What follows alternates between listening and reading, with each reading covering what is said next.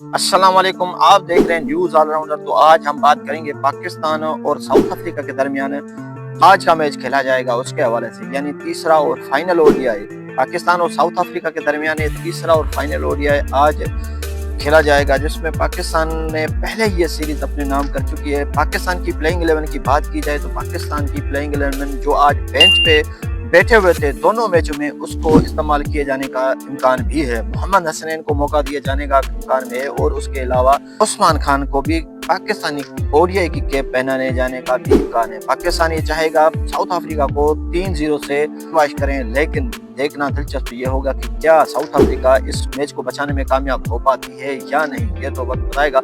लेकिन पाकिस्तान के पिछले मैच की बात की जाए तो पिछले मैच में जो मोहम्मद रिजवान और हेनरिच क्लासन की लड़ाई हुई थी, उसमें क्लासन को फाइन कर दिया गया है। पाकिस्तान मोहम्मद रिजवान और हेनरिच क्लासन, ये लड़ाई हारिस राउफ से चली थी और मोहम्मद रिजवान और हेनरिच क्लासन के दरमियान और तू में आज तक पहुंच चुकी थी, लेकिन बीच में बाबर आजम और एम्पायर की वजह से ये इस लड़ाई को दफा कर दिया गया। और अब ये इतलात आ रही हैं कि हेनरिच क्लासन को डीमेरिट पॉइंट्स भी मिले हैं और एक भारी भरकम जुर्माना भी अदा करना पड़ रहा है, क्योंकि उसने सिस्टम को लात मारी थी, ये आईसीसी के कवानीन के खिलाफ वर्जी की थी।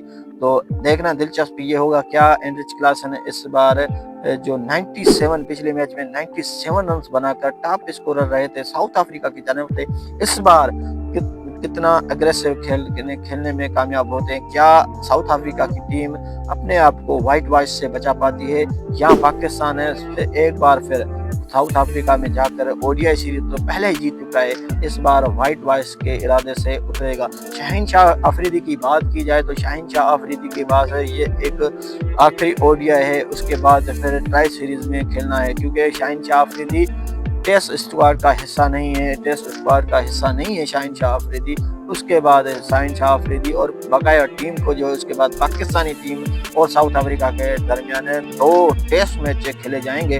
टेस्ट मैच में शाहिनशाह अफरीदी का हिस्सा नाम नहीं है, लेकिन देखना दिलचस्प ये होगा कि पाकिस्तानी प्लेइंग 11 में शाहिनशाह अफरीदी को फाइनल ओडीआई में सिलेक्ट किया जाता है या मोहम्मद हसनैन और नसीम शाह की जोड़ी उतरती है।